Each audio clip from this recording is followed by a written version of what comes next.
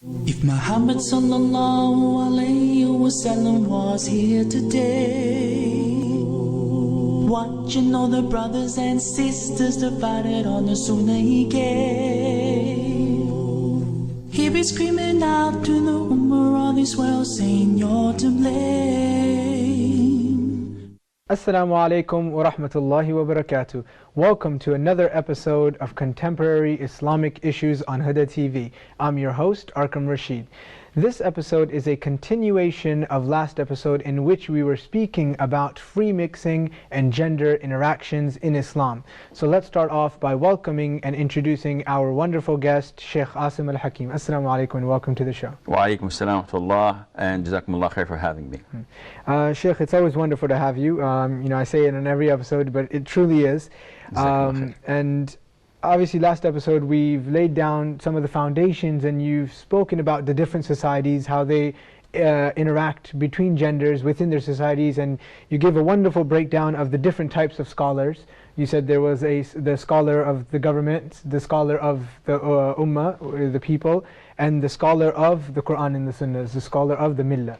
And this was a wonderful categorization, if we can say, of the different types of scholars and who should we go to find the actual Islamic rulings of segregation. And we said the next episode that we do, because we couldn't fit it into 30 minutes, that we will speak about the boundaries that Islam has set if interactions do take place. So let's start off by something that's very common, which is when the lack of interaction happens. When there's complete segregation and lack of interaction, when interaction does occur, it's as if something completely taboo. If for example, if you see a woman, run away, or it becomes something like people are almost scared of women. And for example, if you call your friend on the phone and his wife picks up, what do you do in that situation? You just hang up, or should she just hang up? It becomes almost rude in certain situations. So how do we handle this? Okay. Bismillah, alhamdulillah, wa salatu wa salam ala rasulillahi wa alihi wa sahbihi wa man bihuda. Again, we go back to the balance, moderation. We have extremes. On one hand, we have those who see that there shouldn't be any kind of segregation. So we have PE, physical education classes, boys and girls swimming together, boys and girls playing sports together, and this is a problem. And on the other hand, you have those who, as you've described, are too extreme. So his wife's friend calls on the phone. The minute he hears a female's voice, he hangs up. And if he sees a woman in the street, he goes the other way and he starts to panic. Now this is un-Islamic.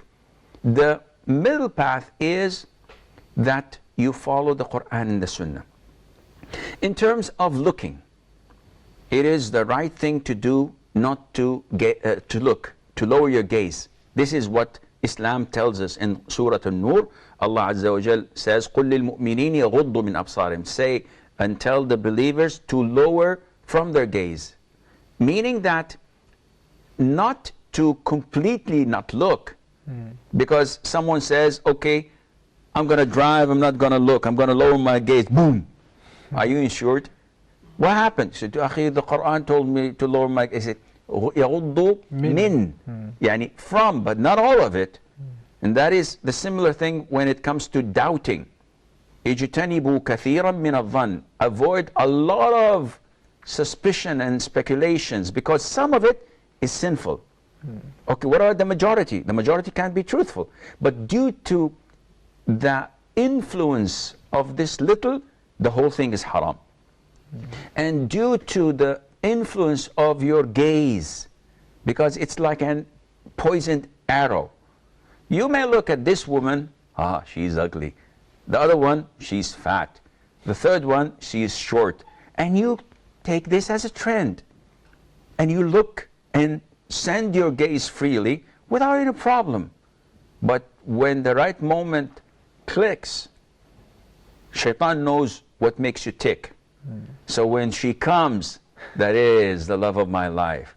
And this is the one that I'm willing to go to hell with. Astaghfirullah wa atubu ilayh. This is how Shaitan works. He builds up these things and make you look at them as nothing. There's, small sins, no problem. So this comes when we talk about sending your gaze. If you walk, the Prophet said ﷺ to Ali, his cousin and his son-in-law at the same time, which brings us to the issue which is quite common in the West, that it is prohibited to marry your cousin. In Islam, it's the opposite way around. A lot of the people in the States say, she's my cousin, she's my mahram. No, she's not. The Prophet ﷺ gave his daughter to his cousin, Ali. And he himself married his cousin, Zainab bin Jahsh. The Prophet ﷺ married his cousin, and so on. So the Prophet said to Ali, you have the first look, and the second look is against you, which means that you may walk on the street, you see a bombshell walking, accidentally you look and you see her. Now, the duration of your look counts. So if you say, okay, I'm not gonna blink. I'm just Yeah, I'm not gonna blink. The minute you blink, this is the first look. No. The minute you see her, this accidental look is free. The second one you have to pay for. So the second one, don't go back. And this shows you the amount of tolerance in Islam. Because it doesn't tell you walk looking at your feet until you bang into the light pole or whatever. No, look around, but when you see something haram, then you have to look the other way around. This is when it comes to looking. When it comes to interaction, so if I meet someone in the street, if I go to a shopping center and I need to buy something, there's no males to sell. If I go to a hospital, this happens in Islamic countries, and you find a nurse with a doctor and you need to take a prescription, a medicine, do something of the sort, you may ask, you may communicate, because this is a necessity. But don't take your time and liberty to do whatever you think it's normal. So yes, I go and look down at the desk or the papers. Excuse me, can you please give me the prescription that the doctor gave to me? Can I have your ID card?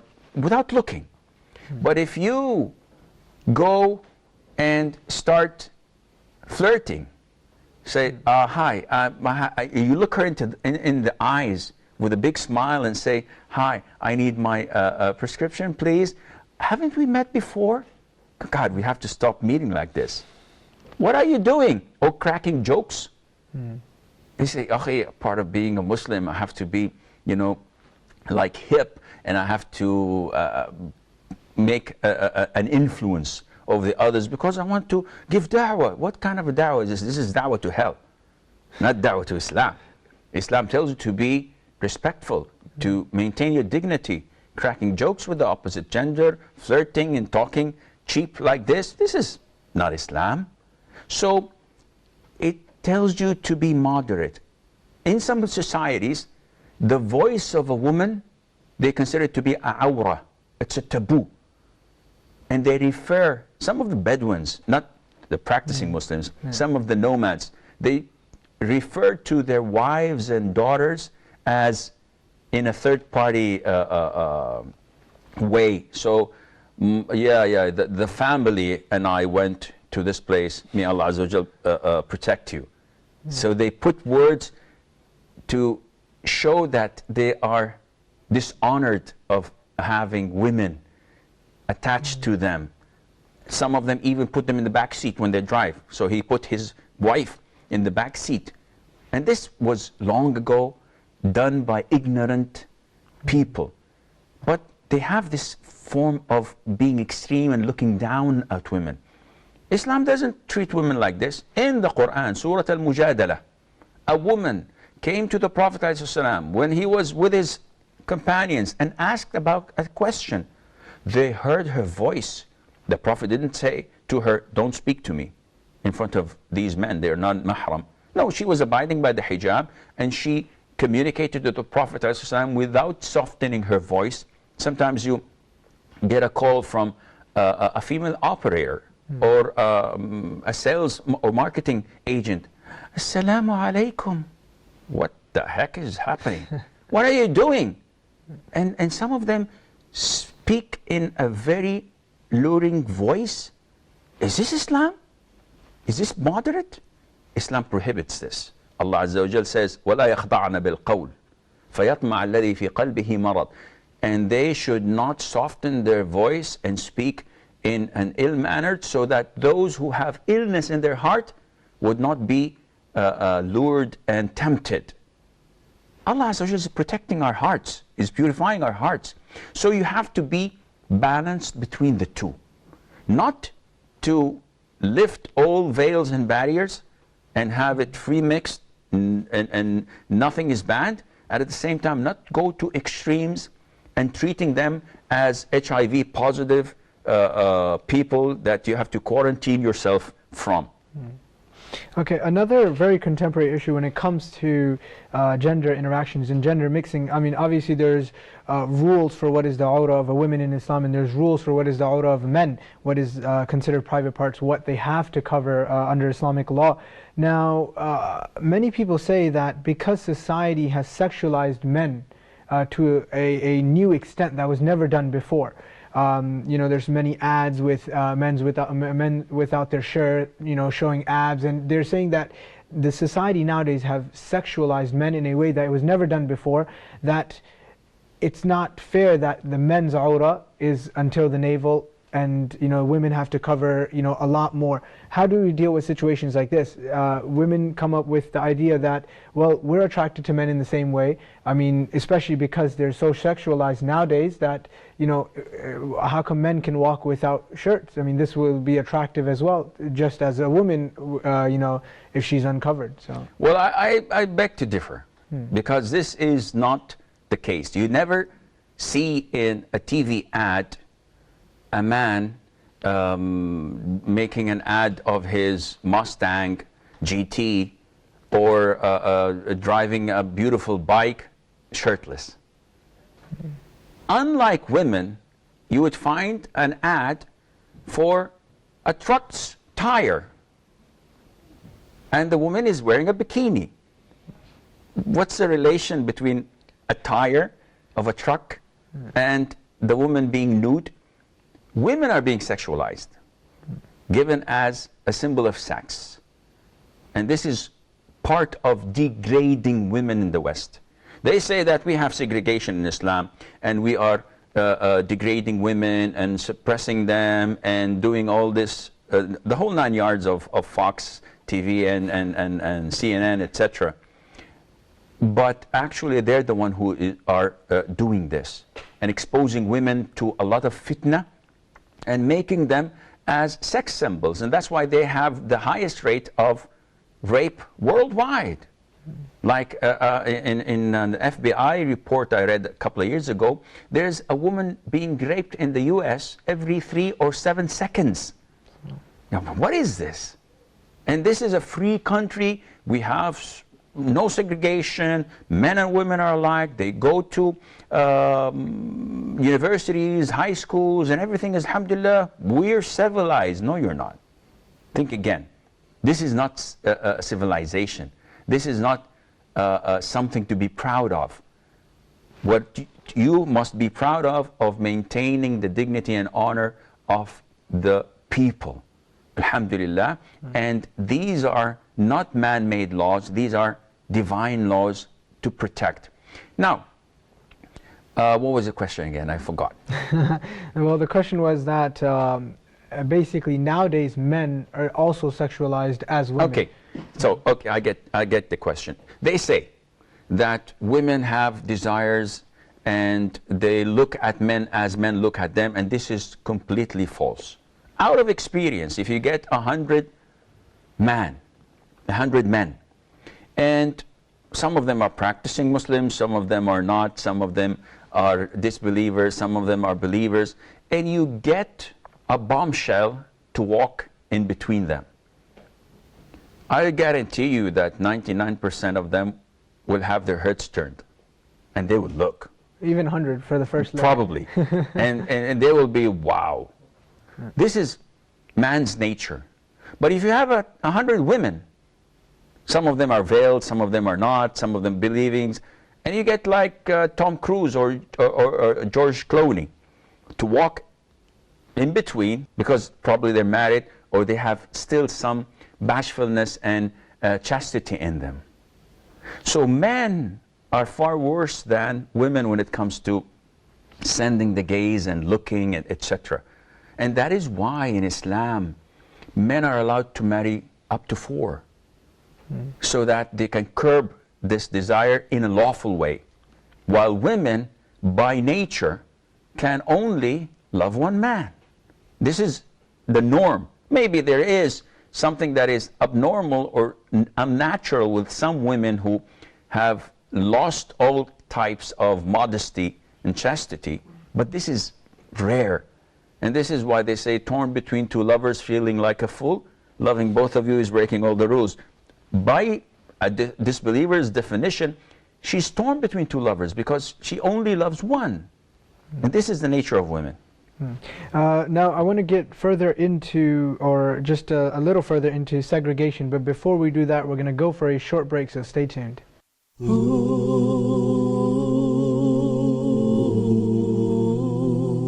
Welcome back to Contemporary Islamic Issues. Now, before we went for that short break, we were speaking about segregation in Islam and free mixing and gender interactions.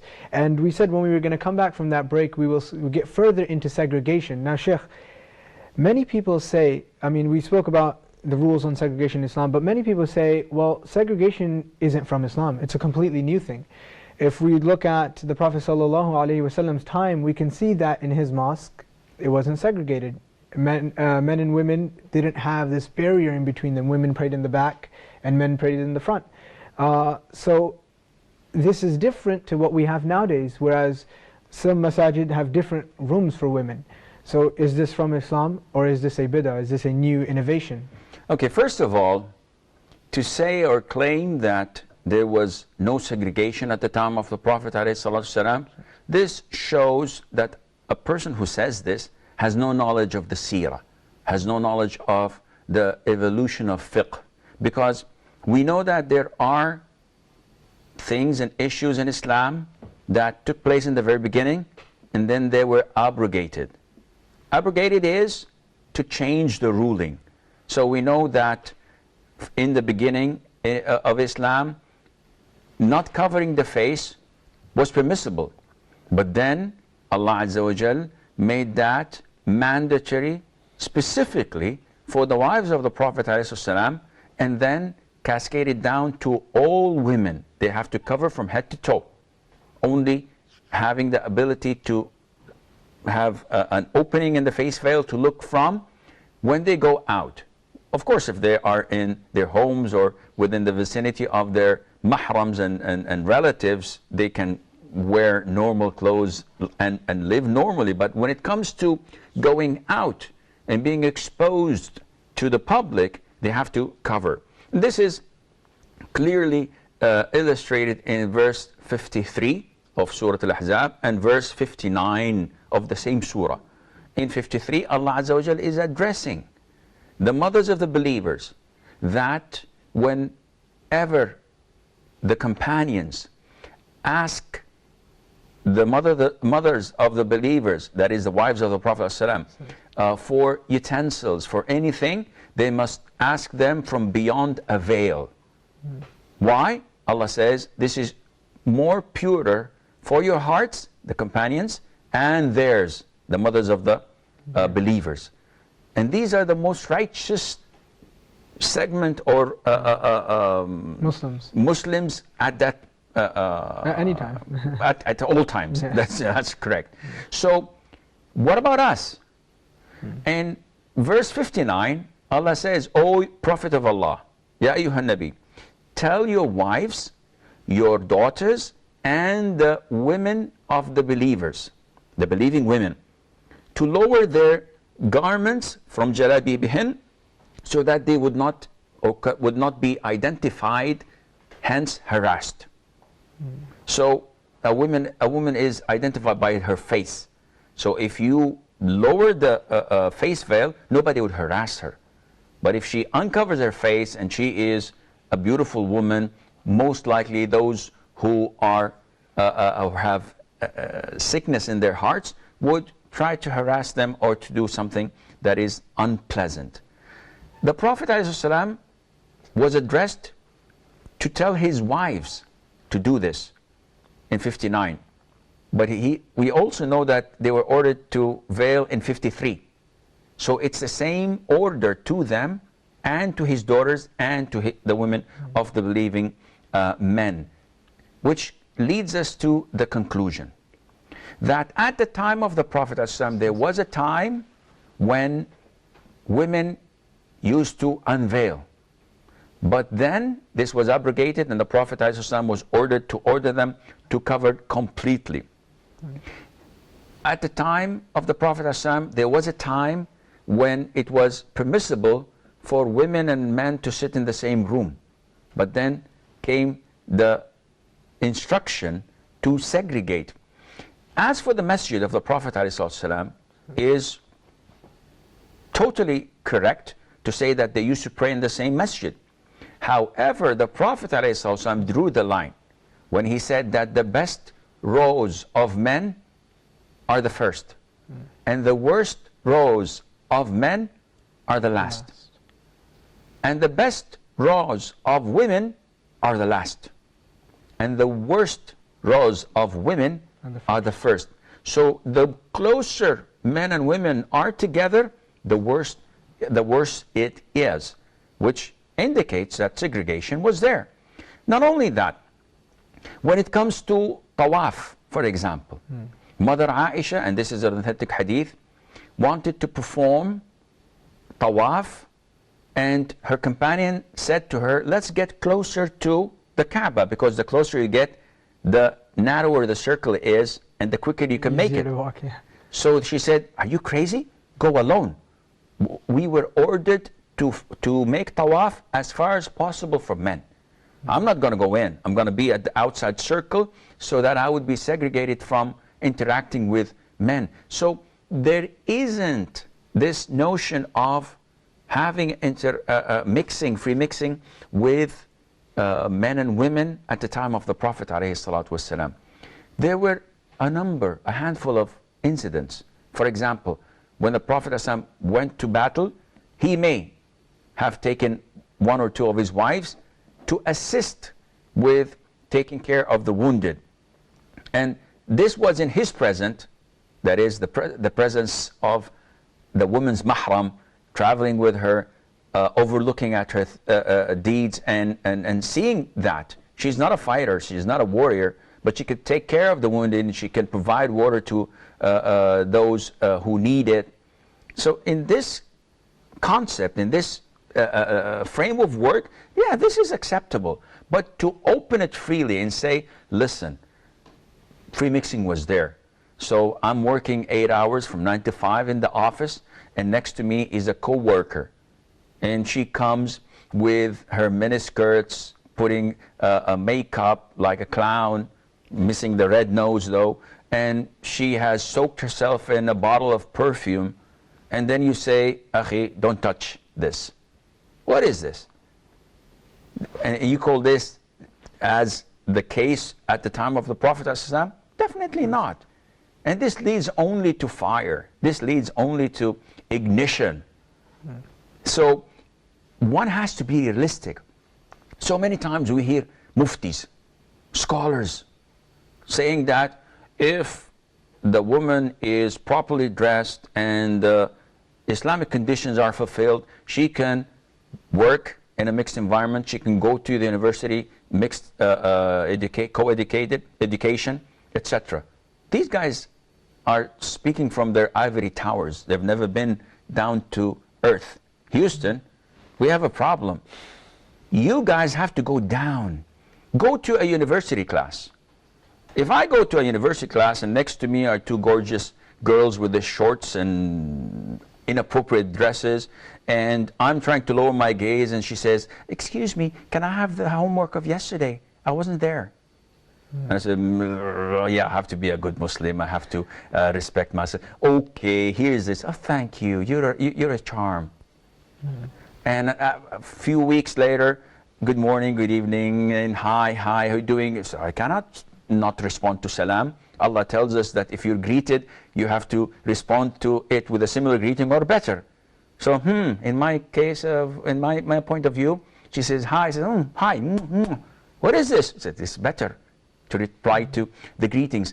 And then she says that we're having a party on Saturday night, so you're welcome to come and join. And said, yeah, what do you expect when you send a teenager to such a school? Even if you send a grown-up man, what will happen? So to claim and to try to make it easy that, yeah, the Prophet ﷺ, they were mixing with today's society, this is unfair. But I mean, at the same time, it could be said, for example, in Muslim countries, this would be easier to be applied actually. So for example, if I'm in Saudi Arabia, it would be very easy for me to segregate myself and save myself from those type of fitnas. But if I'm in the West, where interaction is almost a must on a daily basis, where you don't have, and not everybody gets the chance to go to a segregated school, not everybody gets the chance to do homeschooling, so in this type of situation, how can a Muslim conduct himself? What rules should he follow? How should he behave in class? How should he apply the Islamic rulings to his situation? Obviously, he can't go to a segregated school. He needs to get this education. What should he do then? Wallahi, akhi, you have to improvise. I cannot give you answers to all or solutions to all these types of questions. I know if I were to live in the US or in Europe, I would never send my children to a mixed school. Maybe the males, the boys, I may send them because they are boys, they are the bread earners. They have to pursue their schools and to pursue a career so that they can sustain a living. Now, the ideal situation is to migrate to a Muslim country, which is unfortunately not possible, especially with lots of the Muslim countries' restrictions. On visas. On visas, on so many things. The second solution is to segregate yourself from such a community and try to homeschool. The third situation is for sending boys only, but also having Sunday school, that is Quran school, of course, and trying to give them all the necessary immune systems that would help them face what they're facing. For girls, I would never dare send them to such schools. I've traveled to the West a lot, and I still do. And I've seen families coming to me crying, saying, one of them, my daughter, she's 17, she left home a week ago, we don't know where she is. She called us 3 days ago that she's with her boyfriend. What can we do, Sheikh? So, well, don't ask me. I don't have solutions. You wanted a good life. You wanted to live the American dream or the European dream, like all the brothers in Syria are doing at the moment. Traveling to, I'd like to live in Sweden. I want to live in Norway. I'd like to go to Germany. Why? Because the standard of living is high and they are thinking of this type of work or type of life they're looking for. Is it Islamic? No, it's not. So you should gather together, the Muslim community, and build a Muslim school. Try to make an environment where the Muslims come together, preserve their religion, their faith, their customs, and their way of living. But I cannot say that if I cannot break the rules, I have to bend them. I'm shocked when I go to some of these seminars that these so-called da'is conduct, and I see this da'i, mashallah, who is eloquent, mashallah, speaks nice words, Quran, speaks tafsir, speaks sunnah, speaks fiqh, but I see his audience free mixing, and he's looking to the women and talking to them eye to eye, cracking jokes and making fun of whatever he wants as if this is normal. And I start to eat my heart out to say, Ya Allah, Sheikh Asim, what are you doing?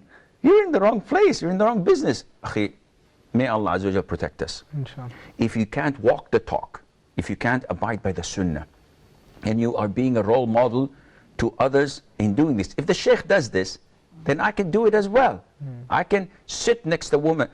I've seen, and you've seen this like a few years ago, there's a masjid where they have the imam as a woman. And a person calling the adhan is a woman. And when they pray all in one row, men and women. What kind of a prayer is this? The imam says, Istawu. I'm getting close to the one next to me, following the sunnah. God, it looks nice. This is Islam. It might be a bit funny, but wallahi, it's heartbreaking to consider these deviant, ignorant imbeciles to be representing Islam. They have no knowledge of Quran, no knowledge of Sunnah, no fear of Allah Azza wa Jal in their hearts. Otherwise, they would not have gone astray and against the way of the Prophet alayhi salatu wasalam. Islam came to protect men and women, but women are the magnet. And this is why the Prophet ﷺ told us that there are so many things a woman should stay away from. Clothes, perfumes, because you may smell something that makes your head turn. Even the ear has a problem. Allah Azza wa Jal says in Surah An-Nur that women must not strike the floor with their feet, so that men would not find the sound of their jewelry they're wearing on their feet. Now, all what you hear is a sound.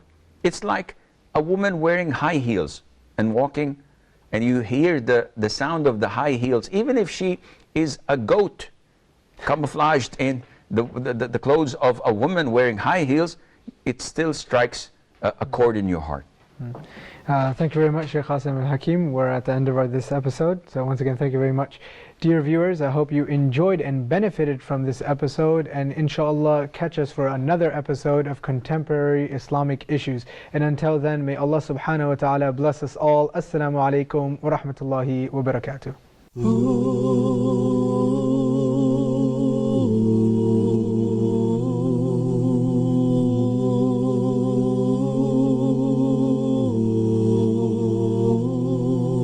Muhammad sallallahu alayhi wasallam was here today, watching all the brothers and sisters divided on the sunnah he gave.